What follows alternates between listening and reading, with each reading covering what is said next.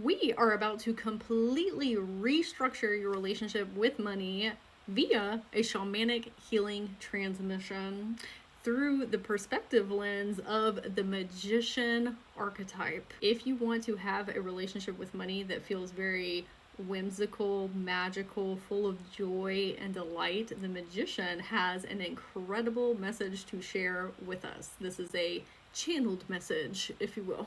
You're going to want to save this video so you can go back and listen again, because every time is going to integrate even on a more expansatory level. And this is the second activation in a series inside of my Magic Money Quest. If you really enjoy this activation and you see these wonderful shifts occurring in your life, I do suggest signing up for the full course, where you can also connect with the mage, the magician, obviously, the wizard, witch, sorceress, enchantress, and the alchemist, to find out what their messages are on our relationships with money as well. So let's go ahead and get into it. We are back at it again. Today we are connecting with the archetype of the magician. And we want to remember, like last time, there's going to be a lot of symbolism, narratives, storytelling. And so it's going to be up to us in this moment right now to interpret these messages. But there is going to be a continuation of unfoldment as you go along your spiritual awakening journey. We also want to ask ourselves, is there anything that is very synchronistic or stuck out to us while we are receiving the magician's messages? And be on the lookout for more synchronicities to show up in your reality. When I went into your energy field, we were on this really big stage outside, kind of like an amphitheater, and we were standing on the stage with one another. However, our backs were facing the audience. And the magician came forward to speak to us, so we're standing there talking to them. They said, I have been waiting for both of you, my beautiful assistants. You know how magicians with magic shows will have people that are supporting them during the show. They said, there are 1,000 people behind you in the audience. How do you feel about that? You looked at the magician and said, I'm nervous, but I'm ready. So that's great. Oh, it's 11:11 on my phone. You were nervous, however, you were feeling the pull of, I can do this. I'm confident. I don't know what we're doing, but I'm going to assume that I can do it. Then we asked the magician, what do you need our support with as their assistants? And the magician handed me a battery-operated lantern, like this one here.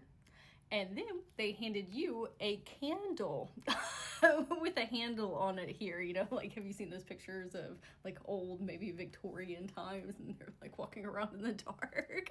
So this is what you received. The magician asked, which one of these do you think is better? And you said the lantern. Magician asked, why do you think that is? He said, because it's more efficient. That's what people want to pay for, efficiency. The magician asked, why do you think somebody would buy a candle instead of a lantern? And these were your responses. I'm going to read from my notes here. The smell. You can get scented candles that smell lovely. It reminds them of childhood memories. The noise from the crackling of the flame, giving ASMR vibes. And it's soothing to see a candle with a flame burning. Kind of like it would be like in a fireplace. It's very soothing to your central nervous system. It feels very homey. The magician asked, okay, what is the candle providing? And you said, the ambiance. They asked, do you get that same experience with a battery-operated lantern? And you said, no. The magician asked, what does the lantern provide? Juxtaposed towards the candle. Like, what specifically does the lantern provide? And you said, it's easy to carry around, it lasts longer, and the light is often a lot brighter. The magician asked, so which one is better? And you said, well, I guess you can't really say if one is better than the other because they have their own benefits. This is when you looked at the magician and said, is this supposed to be an analogy of me comparing myself to others? And they said, yes, good job. When he was handing these items to both of us, the magician said, when you were given the candle You felt like you were given the short end of the stick. Okay, you got the sucky pick. And you were going to look foolish or less than in front of the audience while we were supporting them with the show. When in fact, a candle, or you, that's the representative of the candle, is just what is needed for this magical experience, the show for the audience. You needed to bring the ambiance, because that is what a magical show is all about. It's not necessarily about efficiency. It's about the vibes. The magician said, assume you are who and where you need to be. And you looked at them and said, I believe it. This whole analogy of the lantern and the candle is a representor of you being a little bashful about sharing your gifts, talents, and abilities with the world. The magician said, in some capacities, you have had your back turned away from the magic show you are meant to create here, and the people who have bought tickets to enjoy your experience. These are your soul family, your soul tribe members, the people that are on the same wavelength and on similar journeys and paths. This is you saying, oh, I'm not ready. I don't have what y'all need. And the magician is saying, actually, you have exactly what they need in order to create this really mystical experience in their lives. The magic show where the audience has bought tickets for are representative of your creative projects that you're birthing into life. So I'm going to give a couple different examples of what those might look like. Maybe you're writing a book, creating music, art, a business, workshops, master classes, mentorships, courses, or community projects. Whatever you are wanting to create and bring into reality that revolves around you getting paid for your talents. Because there has been an association with money, we are feeling unworthy. We are not enough. We need to be more of an expert. And the magician is here to come and say, hey, everybody's already here. They're ready. They've already bought tickets to the show. It's time to get over that imposter syndrome and receive all of this abundance and prosperity that people are showing up with. They're already here to give it to you, but you blocking your blessings. And so we need to turn and face them and give them an amazing show. This is when we went into a different section of your energy field, still at the magic show and in front of the audience, but this is focusing on a different area of your wealth mindset. The magician turned to you and said, I need you to start stirring these mashed potatoes.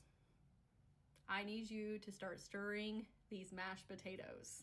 And you and I looked at each other like, what? What does that have to do with what we're doing right now? And we all turned towards the audience, you, me, and the magician. There was a really long table on the stage, kind of like the one in the movie Alice in Wonderland where everybody is sitting drinking tea. And there's a really long table. The magician is standing right in the middle, and you're on one end with a bowl of mashed potatoes in front of you, and then I had a different bowl in front of me at the other end of the table. I looked at you and asked how you were feeling, because now we're facing 1,000 people. And you said, I am not nervous at all. No more comparing or asking, am I good enough? I have realized we are uniquely us for a reason, and people love uniqueness. Then the magician looked at me and said, I need you to stir that broccoli salad. That was what was in the bowl. So you had mashed potatoes and I had broccoli salad. The magician said, for my next trick, I am going to have my assistants plate their dishes. And they picked up a plate and walked over to you, and you scooped a pile of mashed potatoes on, and they walked over to me and I scooped a side of broccoli salad. The magician said, now bring me the chair. And there was a chair at the back of the stage. So you walked over and brought it to them, and they sat down and had the plate in front of them. The magician started rummaging around in their pockets and pulled out a fork and a knife and said, ta-da! Then they started eating the mashed potatoes and the broccoli salad. And you and I were just looking at each other like, what is going on? And the audience was also really confused as we just sat here watching them eat. The magician said, what? I told you that this is my greatest trick. I have transformed my assistants into my own private chefs. You and I started laughing, and the audience, and they were clapping. It was just really funny, a silly goose, like very absurd. We were waiting for some monumental trick, and it was that he had tricked us. The magician said to us all, and that is a lesson of why you do not always have to come up with some death-defying act to entertain people. It can also be about keeping them on their toes, unpredictability, surprises, perception shifts, being fun, silly, and helping them laugh. Because we all know laughter is the best medicine. It's a great way to raise your vibration and frequency. And he hadn't tricked us out of malice. It was to help us all loosen up and see everything doesn't have to be so uptight and professional, and be an outcome that is something that you predicted, because we were thinking it was going to be some wild, trick. It was something that was very simplistic, but all made us laugh. The magician said, now we want to give our final adieus to our audience. And you and me and the magician all walked in front of that table and held each other's hands like they do at the end of theater shows and plays, and we took a bow, and all of the audience got up on their feet and started clapping for us. Then we vanished, all three of us, and we ended up in a room, and you asked, where are we? The magician said, my home of wonders. We were in this specific room, but it was in their entire home, and it was filled with treasures from all over the world. Tapestries, beautiful colors, statues, pieces of art, pottery, and lots of decorations. It was rich with life. You asked the magician, why did we come here? And they said, why do you think that we did? Because that's how our guides and higher self like to speak to us in riddles and us figuring out the answers. And they said, why do you think so? And you looked around the room and said, this is what I want my life to feel like. Internally. Externally is great, but I want to feel full of life within. And the magician posed a question, what do you need to do to feel this way more often? You looked at them and said, experience more of life. Learn new things, new data, new input, new wisdom and knowledge. Be more active. Try new hobbies, step outside of my comfort zone, build or join a community, getting out of hermit mode and isolation. Plan more trips. Even if that is not a necessarily financial possibility for you in this moment, that doesn't have anything to do with future you. You have a drive and a calling to go places for a specific reason. There's nothing preventing you from planning a trip. You do not have to book everything with your bank accounts and credit cards, but pre-prep. I know this is going to happen. I'm going to make it happen. So I'm going to prepare and say, these are all the places that I'm going to go, and create an itinerary. What hotel am I going to be staying at, or Airbnb? What does the plane ride look like over there? Those are all things that we can get energetically prepared, and we're telling the universe, this is going to happen. We can research about different cultures. If travel is something that you really want to get into, start getting your energetics ready to receive that out into the world. Or you can learn about ancient cultures as well. Expand my awareness, knowledge, and wisdom. Become a collector of life, much like the magician had done in their home of wonders, but internally. I mean, you can do that externally too, but internally. Feel the fullness of every moment, birth new things into creation, share my magic with the world, shout from the rooftops, I am here. This is when the magician wanted to offer you this really beautiful analogy that for a large portion of your life, you felt like a small fish in a big pond. There were so many people that were way further ahead than where you were at, and we felt like we were getting swallowed up. Then you went on this very deep self-awareness journey, pouring love into self, figuring out what your unique talents, gifts, and abilities are, and now you are a big fish in a small pond. You have outgrown your environment, whether that's finances, career, relationships, all the different areas of your life. You are ready to have a massive upgrade. Now what has happened is we need to switch into being a small fish again in a big pond. This is finding new mentors, people to look up to that are in the places and spaces that we want to be in, having the life and the experiences that are calling to us. And that is going to pull us forward into those timelines. You have hit a certain capacity in your consciousness and your awareness, and now it's time to grow into the next version of self. One of the ways that we can do that is turning to face the audience, the proverbial audience, with our gifts, talents, and abilities, and say, I am ready. I do want to increase my finances. And one of the ways that I can do that is sharing my magic with the world. There are so many people out there that are ready to receive it. They desire to receive it. They are already there. The community has been built. Maybe it's not something that you, quote unquote, built in the 3D realms. Your higher self is taking care of it, though. They're saying, I got all these people collected together. They are ready. And getting out of the subconscious mindset grooves that we have been in, just doing the same things over and over and over again, that's keeping you a big fish in a small pond. We need to do new things, try new things, plan the trips, take a new class, just like you're doing here.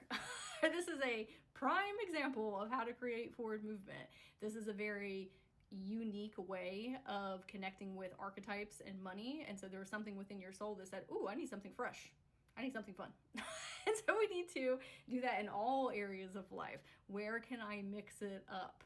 This is when we thanked the magician for their beautiful messages and medicine and insights.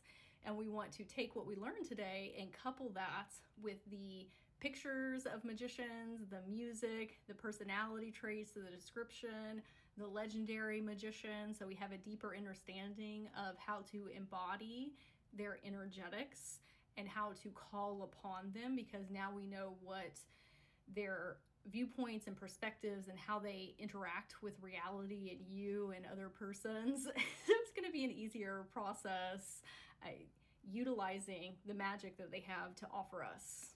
I will see you in the next section where we are going to be connecting to the archetype of the wizard.